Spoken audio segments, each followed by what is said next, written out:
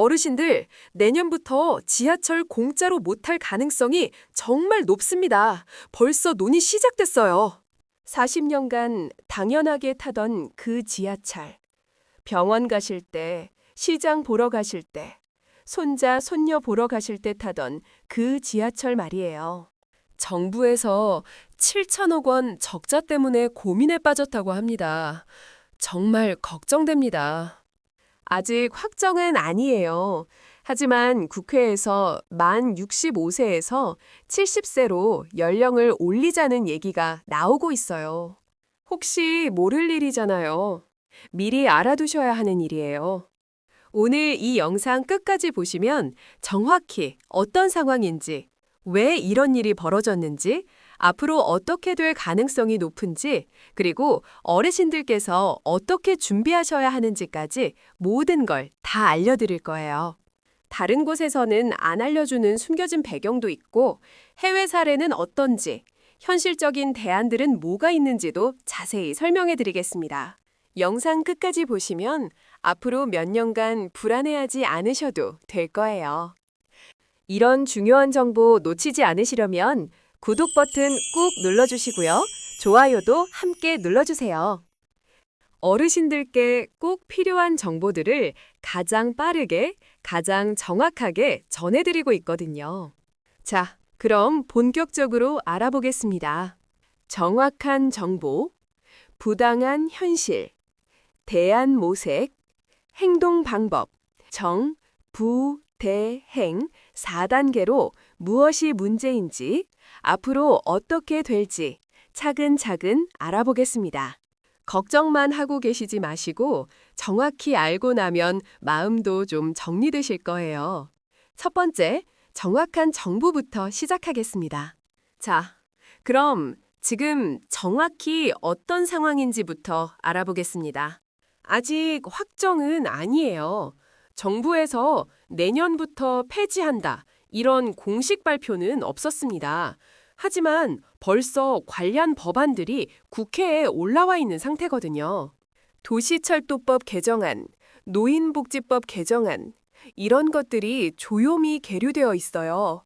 아직 통과 안 됐지만 언제 어떻게 될지 조금 걱정스럽긴 합니다.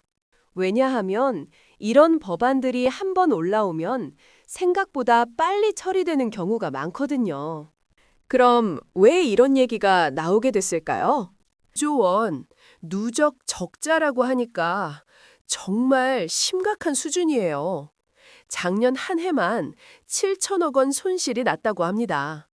이 돈이 어디서 나오냐면 서울교통공사, 부산교통공사, 대구도시철도 이런 곳들이 고스란히 떠안고 있어요. 29조 원이 얼마나 큰 돈인지 아세요? 우리나라 1년 국방 예산이 55조 원 정도인데 그 절반 넘는 돈이에요.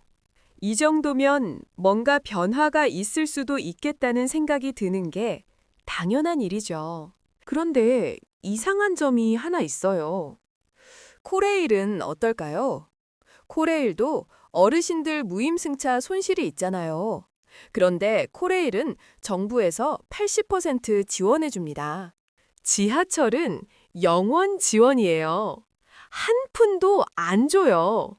같은 어르신 무임승차인데 왜 이런 차이가 있는 걸까요? 코레일은 국가기관이고 지하철은 지자체 소속이라서 그렇다고 하는데 좀 이상하긴 해요. 어르신들 입장에서는 똑같이 무료로 타는 건데 말이에요. 그리고 타이밍도 좀 그래요. 왜 지금 이런 얘기가 나오는 걸까요? 코로나도 끝나고 경제도 어려워지고 물가도 많이 올랐는데 이런 때 어르신들한테 교통비 부담까지 지우면 정말 걱정이에요. 40년 동안 당연한 권리처럼 여겨왔던 건데 갑자기 적자 때문에 안 된다 이러면 어르신들이 얼마나 당황스러우시겠어요. 아직 확정은 아니지만 이런 분위기 자체가 조금 불안합니다. 자, 그럼 왜 이런 일이 벌어지게 됐는지 좀 더 자세히 살펴보겠습니다. 구조적으로 문제가 있어요. 지자체와 중앙정부 사이에서 책임이 애매한 상황이거든요. 중앙정부는 지자체 일이니까 알아서 하라 이렇게 나오고 지자체는 국가복지정책인데 왜 우리가 다 떠안아야 하냐 이렇게 나와요. 이런 상황에서는 보통 가장 약한 고리가 피해를 보게 되어 있어요. 그게 바로 어르신들이시죠. 정치인들은 서로 책임 떠넘기기만 하고 정작 어르신들은 불안해하고 계시는 거예요. 정말 걱정스러운 상황입니다. 만약에 정말 이 제도가 바뀐다면 어떻게 될까요? 가장 현실적인 시나리오는 연령 상향 조정이에요. 만 65세에서 70세로 올리는 방안이 유력하다고 하거든요. 그럼 65세부터 69세까지 어르신들은 갑자기 교통비를 내셔야 해요. 월 10만 원에서 15만 원 정도 부담이 생길 수도 있어요. 연금 받으시는 분들도 기초연금 30만 원 받으시는데 거기서 교통비로 15만 원 나가면 절반이 날아가는 거잖아요. 병원 가려고 해도 시장 보러 가려고 해도 돈 계산부터 하게 되시겠어요. 정말 부담스러우실 거예요. 더 걱정되는 건 그 다음이에요. 교통비 부담 때문에 외출을 줄이시게 되면 건강에도 안 좋고 사회적으로도 문제가 될 수 있거든요. 집에만 계시게 되면 근육량 감소, 치매 위험 증가, 우울감 이런 것들이 따라와요. 그럼 결국 의료비가 더 늘어나는 거죠. 고립을 우려하는 경로당 활동도 줄어들고 친구들 만나기도 어려워지고 사회적 고립이 심해질 수 있어요. 정부 입장에서는 교통비는 절약했지만 의료비, 복지 비용은 오히려 더 늘어날 수도 있는 거예요. 그럼 앞으로 어떻게 될까요? 몇 가지 시나리오가 있어요. 첫 번째는 완전 폐지예요. 아예 무임승차 제도 자체를 없애는 거죠.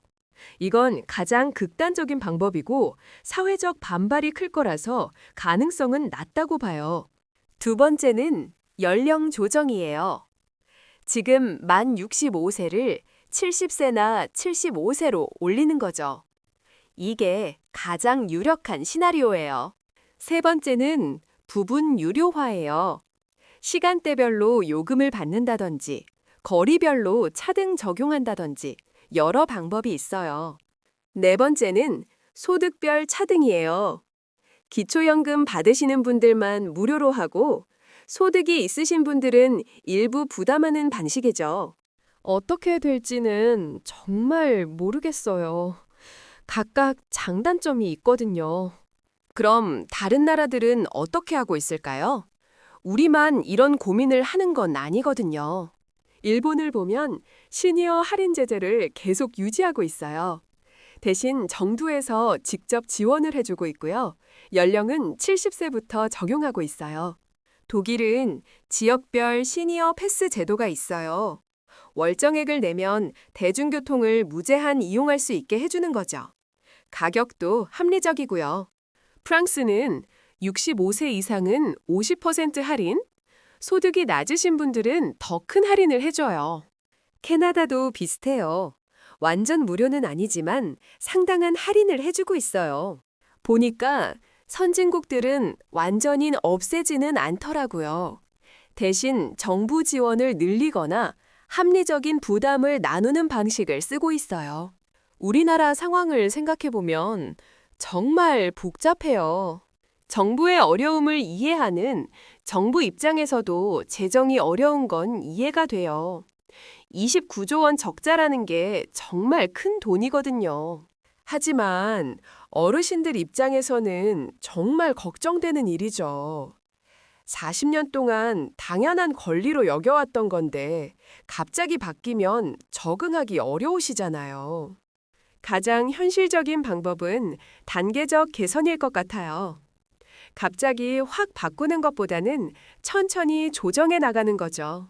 예를 들어서 3년 정도 유예 기간을 두고 연령을 단계적으로 올린다든지 소득별 차등을 서서히 도입한다든지 무엇보다 중요한 건 어르신들이 미리 준비할 시간을 주는 거예요. 갑작스럽게 바뀌면 정말 큰 혼란이 올 수 있거든요. 자, 그럼 어르신들께서는 어떻게 하시면 될까요? 가장 중요한 건 계속 관심 가지고 지켜보시는 거예요. 국회에서 어떤 얘기가 나오는지, 정부에서 어떤 발표를 하는지 꾸준히 확인하셔야 해요. 뉴스도 보시고, 신문도 읽어보시고, 요즘은 유튜브나 인터넷 기사로도 빠르게 정보를 얻으실 수 있잖아요. 특히 주의 깊게 봐야 할 키워드들이 있어요. 도시철도법 개정, 노인 무임승차 연령 조정, 교통복지 정책 변화, 이런 단어들이 나오면 꼭 챙겨서 보세요. 미리 알고 준비하는 것과 모르고 당하는 것은 정말 다르거든요. 정보가 힘이에요. 그리고 혹시 잘못된 정보나 과장된 루머도 많이 돌 수 있으니까 공식적인 발표인지 꼭 확인해 보시고요. 그리고 혼자서만 걱정하지 마시고 주변 어르신들과도 정보를 나누세요. 경로당에서도, 아파트 단지에서도, 친구들 만나실 때도 요즘 이런 얘기 나오던데 어떻게 생각하세요? 이렇게 대화해 보시는 거예요. 여러 사람이 함께 정보를 모으면 더 정확한 판단을 할 수 있어요. 누군가는 더 자세한 정보를 알고 계실 수도 있고, 다른 관점에서 바라볼 수도 있거든요. 자녀분들과도 상의해 보세요. 젊은 분들이 인터넷 정보에 더 빠르시니까 함께 알아보시면 좋겠어요. 어떻게 준비할지 함께 고민해 보시고, 만약에 정말 바뀌게 되면 어떤 대안이 있는지도 미리 생각해 보시고요. 마지막으로 너무 걱정만 하지는 마세요. 아직 확정된 건 아니니까 말이에요. 정부도, 국회도 이런 중요한 문제를 함부로 결정하지는 않을 거예요.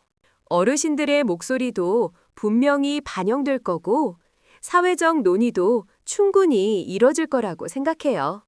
지켜보면서 차근차근 준비해 나가시면 되겠어요.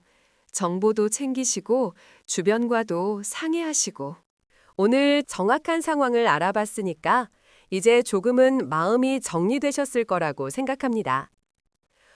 다음에도 이런 중요한 정책 소식 있으면 빠르게 알려드릴게요. 구독과 좋아요 부탁드리고 어르신들 모두 건강하세요.